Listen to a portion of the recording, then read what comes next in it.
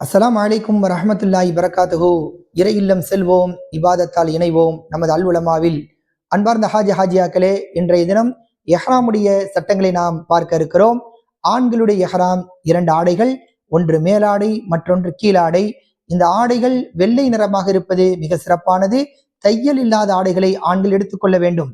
தையலிட்ட எந்த விதமான உள்ளாடைகளையும் ஆண்கள் என்ன செய்யக்கூடாது, உடுத்தக்கூடாது. பெண்களுக்கான எஹ்ராம் அவர்கள் வழமையாக அணியக்கூடிய ஆடைகளை தாராளமாக அணிந்து கொள்ளலாம். அதுதான் பெண்களுக்கான எஹ்ராம்.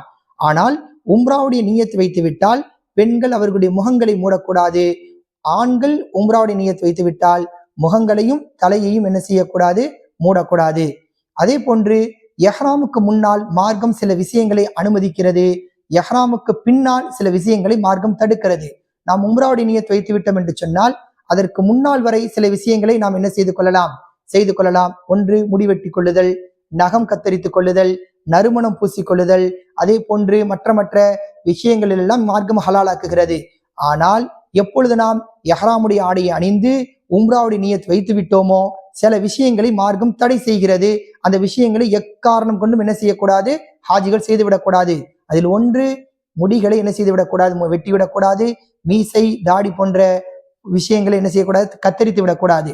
அதே மாதிரி தேவையற்ற முடிகளை என்ன செய்யக்கூடாது, எஹ்ராமுக்கு பின்னால் நாம் நீக்கிவிடக்கூடாது. அதே மாதிரி நகம் வெட்டக்கூடாது, நறுமணம் பூசக்கூடாது.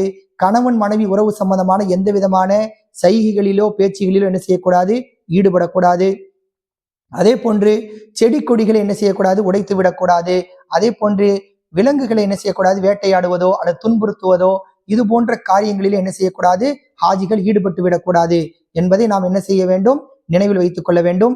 அதே போன்று ஆண்களுக்கு எஹ்ராமுடைய அணிந்து விட்ட சில ஆண்களுக்கு சில சந்தேகம் இருக்கும். நம்முடைய பரிசு, நாம் வைக்கக்கூடிய பரிசுல அந்த தையல் இருக்குமே, என்ன செய்யலாம்? அதே மாதிரி வாட்சி கட்டியிருப்பாங்க, அதுல தையல் இருக்குமே, என்ன செய்யலாம்? அதே மாதிரி பெல்ட் அணிந்திருப்போம், அதுல தையல் இருக்குமே, என்ன செய்யலாம்?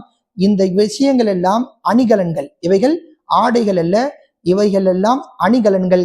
ஆக தாராளமாக தையல் போட்ட பரிசை வைத்துக் கொள்ளலாம், தையல் போட்ட வாட்சை அணிந்து கொள்ளலாம், தையல் போட்ட பெல்ட்டை அணிந்து கொள்ளலாம். எந்த விதமான தடையும் இல்லை. ஆனால் தையல் போட்ட எந்த ஒரு ஆடையையும் ஆண்கள் என்ன செய்து விடக்கூடாது, அணிந்து விடக்கூடாது. இன்ஷா அல்லாஹ் ஆண்கள் சம்பந்தமான அந்த எஹ்ராம் உடுத்தக்கூடிய முறையை பற்றி இன்ஷா அல்லாஹ் இன்னொரு காணொளியில் நாம் தெளிவுபடுத்துவோம். இந்த சட்டங்களை நாம் முறையாக ஃபாலோ பண்ணி நம்முடைய உம்ராக்களை நிறைவான உம்ராவாக இறைவனிடம் என்ன செய்ய வேண்டும், நாம் ஒப்படைக்க வேண்டும். ரப்புல் ஆலமீன் அதற்குரிய தௌஃபீக்கை உங்களுக்கு வணக்கம் தந்தல் புரிவானாக. வாஹிரு தவானா அல்ஹம்துலில்லாஹி ரப்பில் ஆலமீன். இறை இல்லம் செல்வோம், இபாதத்தால் இணைவோம்.